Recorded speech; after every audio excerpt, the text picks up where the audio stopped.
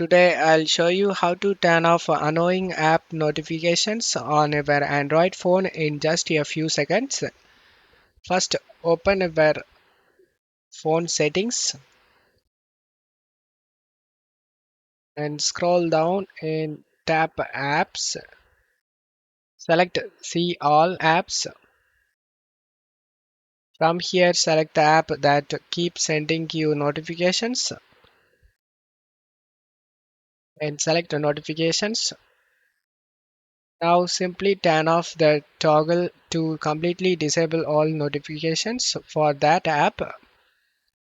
Or if you want only block certain alerts like Instagram messages or Instagram all notifications, depends on the preference, you can turn it off.